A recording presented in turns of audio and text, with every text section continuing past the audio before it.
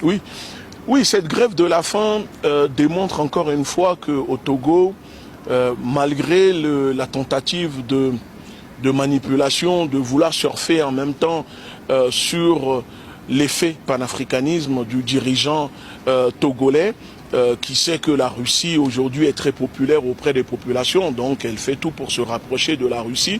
Et comme j'essaye d'expliquer à mes compatriotes togolais, maintenant concernant cette grève de la faim, c'est une grève de la faim pour ces prisonniers politiques de revendiquer leurs droits. On a vu récemment avec l'arrestation de notre compatriote Grâce, qui a été torturé en prison, qui a été agressé sexuellement par les forces de l'ordre, les gens qui sont censés mener des enquêtes, mais qui abusent de leur position, de l'autorité pour profiter des femmes prisonnières, etc., pour abuser d'elles. Et les autres sont torturés en prison. Même en prison, ce régime n'hésite pas à torturer ces prisonniers politiques. Donc aujourd'hui, cette grève de la faim pour ces prisonniers politiques, c'est pour lancer un appel, pour obtenir un soutien au-delà du Togo, pour informer, pour que les médias en parlent. Et je tiens au nom de mes compatriotes du peuple togolais à vous remercier parce que beaucoup de Togolais vous suivent sur les réseaux et vous êtes quasiment l'un des journalistes étrangers qui parlent des événements qui se déroulent au Togo, et vous avez récemment encore parlé de cette grève de la faim de ces prisonniers politiques. Donc au nom de mes compatriotes, je tiens vraiment à vous remercier et remercier la chaîne Russia Today pour le soutien, mais j'espère vraiment qu'il y aura une réponse favorable parce que ces personnes ne méritent pas d'être en prison.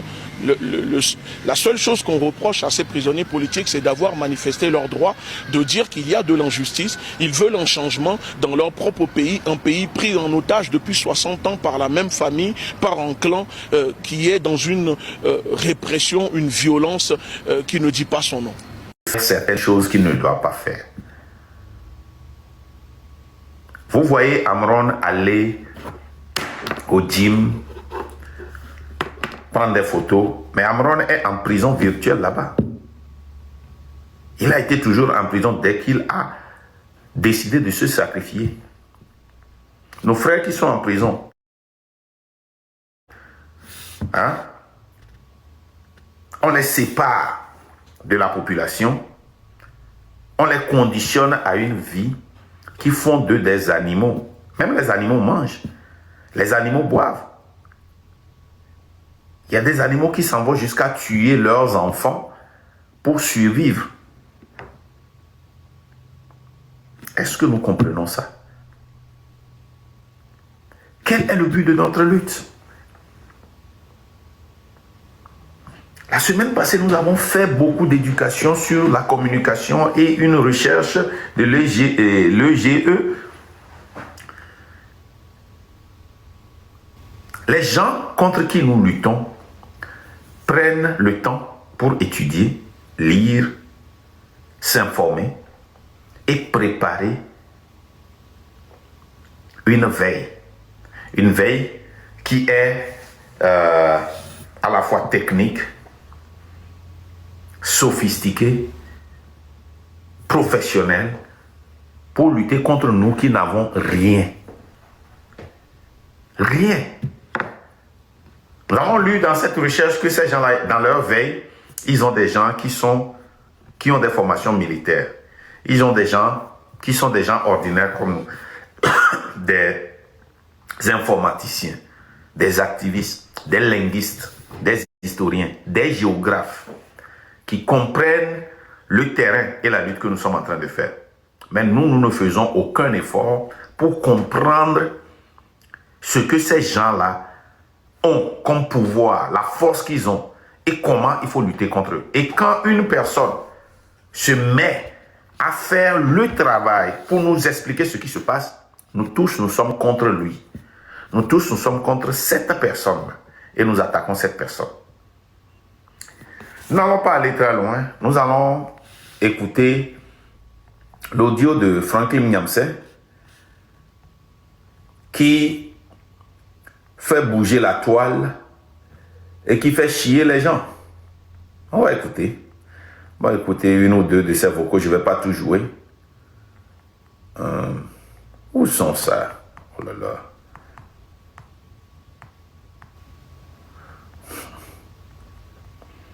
Where did I leave this?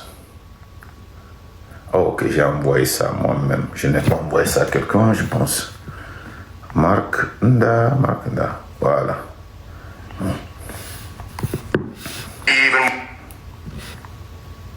Pourquoi Faure Gnassingbé, qui est héritier d'un régime issu du colonialisme et du néocolonialisme français, pourquoi Faure Gnassingbé fait-il ce pas vers Moscou? Ça, c'est la première question à laquelle il faut répondre. Parce que si on ne sait pas pourquoi il fait ça, on ne peut pas comprendre le risque qu'il prend. La deuxième question à laquelle nous répondrons maintenant, c'est maintenant qu'il a fait ça, qu'est-ce qui va se passer? Qu'est-ce qui va se passer? Qu'est-ce qui se profile à l'horizon? Qu'est-ce qui va se passer? Donc, sans plus tarder, répondons à la première question. Pourquoi Faure Gnassingbé fait-il ce pas décisif vers la Russie? Il y a plusieurs raisons. Je commence par les raisons internes.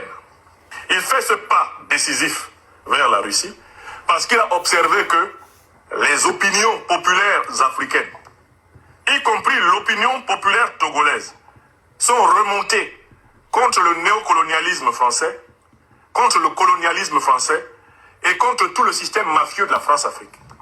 L'opinion est favorable aux alliances géopolitiques et géostratégiques avec la Russie. Ça, c'est un phénomène de l'opinion africaine en général. C'est la première raison. Il le fait pour se rapprocher d'une des lames profondes de l'opinion africaine et de l'opinion togolaise elle-même. Ça, c'est la première raison. Notez bien les raisons. Il fait cela pour s'aligner sur l'opinion. Parce qu'il est au courant que le peuple togolais se sent proche du peuple malien, du peuple burkinabé, du peuple nigérien, en raison de la lutte anticolonialiste que ces peuples, unis à leurs armées et à leurs dirigeants, sont en train de mener. Donc, c'est qu'à partir d'une analyse de l'opinion que Faure Gnassingbé s'est rendu compte qu'il y a une piste là pour se rapprocher de son propre peuple. Deuxième raison, pourquoi est-ce qu'il fait cela? Il le fait parce que l'armée togolaise a été sévèrement attaquée plusieurs fois ces dernières années par ces terroristes dont Faure Gnassingbé sait, grâce à son renseignement, et il sait, grâce à son expérience, que ces terroristes sont des mercenaires de l'OTAN et du néocolonialisme français. L'armée togolaise a été sévèrement saignée par ces terroristes plusieurs fois. Et donc Faure Gnassingbé le fait parce qu'il ne veut pas que l'armée togolaise se retourne contre lui. Puisque cette armée pourrait l'accuser de non-assistance à armée en danger. En continuant à coopérer étroitement avec des puissances qui sont derrière les terroristes, il se mettrait à dos son armée, exactement comme l'a fait Mohamed Bazoum, qui n'a pas voulu écouter l'armée nigérienne. Donc le président Faure Gnassingbé sait très bien qu'il ne peut pas laisser les militaires togolais continuer à essuyer des tragédies sans qu'à un moment donné, ces militaires ne soient tentés de se retourner contre lui. Donc le pas vers la Russie est une manière aussi de souder sa relation à son armée et de leur dire « Je suis solidaire de mes soldats qui ont été tués par les terroristes et je ne vais pas continuer à faire preuve de négligence et de laxisme envers les puissances qui financent, qui arment, qui renseignent les terroristes qui ont tué mes soldats. » Est-ce que vous notez les raisons? Nous sommes en analyse géopolitique. Pourquoi Faure Gnassingbé fait-il cela? Deuxième raison, pour ne pas retourner son armée contre lui. Parce que si les terroristes continuent les massacres de militaires togolais qu'ils ont commencés, l'armée togolaise va demander des comptes à son propre chef en disant c'est la politique antiterroriste que nous menons qui expose nos troupes. Donc, si vous ne prenez pas des mesures fortes, ça veut dire que vous êtes contre nous. Mais il y a une troisième raison pour laquelle il le fait. La troisième raison pour laquelle il le fait, c'est qu'il a observé à travers le continent le salaire qui a été versé à tous les dirigeants africains qui ont servi aveuglément le néocolonialisme français. Il a bien vu comment on a traité Kadhafi. Il a bien vu l'impuissance du néocolonialisme français à sauver Bazoum. Il a bien vu comment on a traité Alpha Condé. Il se souvient de comment on a traité Mobutu. qu'il sait que le partenaire sécuritaire français n'est pas fiable. Il a vu comment on a traité Blaise Compaoré. Le partenaire sécuritaire français n'est pas fiable. Et qu'à tout moment, celui-ci peut te faire faux bon. Donc la troisième raison, c'est qu'il en a eu sa claque du partenariat étroit avec la France. Pourquoi Faure Gnassingbé, qui est héritier d'un régime issu du colonialisme et du néocolonialisme français, pourquoi Faure Gnassingbé fait-il ce pas vers Moscou? Ça, c'est la première question à laquelle il faut répondre. Parce que si on ne sait pas pourquoi il fait ça, on ne peut pas comprendre le risque qu'il prend. La deuxième question à laquelle nous répondrons maintenant, c'est maintenant qu'il a fait ça, qu'est-ce qui va se passer?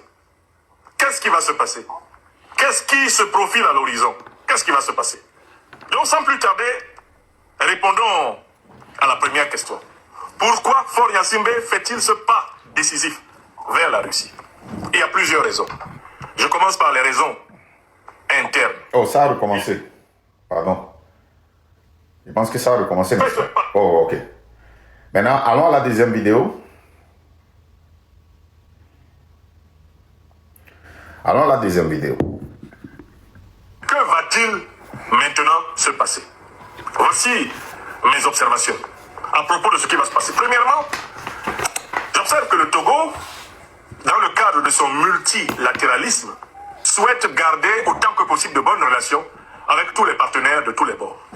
Le Togo est membre de la CEDEAO, il est ami de l'AES. D'ailleurs, il y a une alliance politique africaine qui est sous le leadership du Togo, qui s'appelle APA, notamment qui est pilotée par le ministre togolais des Affaires étrangères, le professeur Robert Dussé-Comlan. C'est une alliance souple et large qui rassemble avec le Togo ou autour du Togo des pays qui appartiennent à des organisations parfois opposées. Donc, première observation, globalement le Togo essaye de maintenir des relations autant que possible avec tout le monde et d'avoir des relations souples qui lui permettront de tirer son épingle à gauche et à droite. Ça, c'est la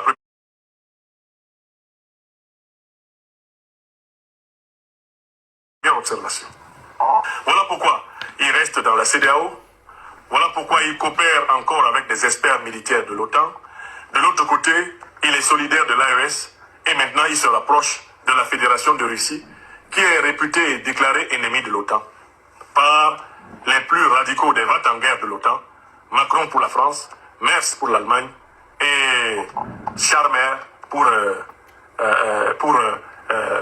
Grande-Bretagne, si j'appelle correctement son nom. Alors, deuxième observation, cet équilibrisme diplomatique que le Togo a toujours observé, cet équilibrisme géostratégique, géopolitique que le Togo a toujours observé, prend fin. Selon moi, je dis ce que je pense, avec le pas que le président Faure Gnassingbé vient d'accomplir, cet équilibrisme-là prend fin. Il s'aligne seulement sur les positions de l'AES, il s'engage à faire venir des ex-militaires dans son pays, à faire aller des experts militaires togolais en Russie.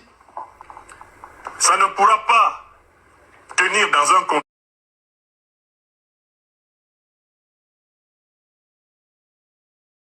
Pourquoi? Parce que pour appliquer le partenariat militaire et sécuritaire entre la Russie et le Togo, il va falloir que les officiers russes qui vont venir travailler aux côtés de leurs collègues togolais côtoient les officiers américains, les officiers français qui coopèrent avec les autorités togolaises. Et rien que cette hypothèse-là, elle est intenable. C'est pas possible. Le président centrafricain a essayé cela. Ça ne va pas marcher. Ça ne marche nulle part. Vous ne pouvez pas dire que vous voulez combattre les terroristes et vous demandez à des partenaires comme les Russes d'accepter de combattre les terroristes en bonne entente avec ceux qui sont les parrains des terroristes. Ça ne marchera pas. En fait, vous êtes obligé, si vraiment vous voulez combattre le terrorisme, de fermer les vannes à l'OTAN. Je recommence. C'est pour ça que je dis que là, le président togolais a tranché. Et ce à quoi on va nécessairement assister, c'est ma troisième observation, c'est le départ progressif de tous les experts militaires de l'OTAN du Togo. Je vous demande d'écrire ça, et puis on va vérifier. Plus va s'intensifier la coopération militaire et sécuritaire entre les forces armées togolaises et les forces armées de la Fédération de Russie, plus vous allez observer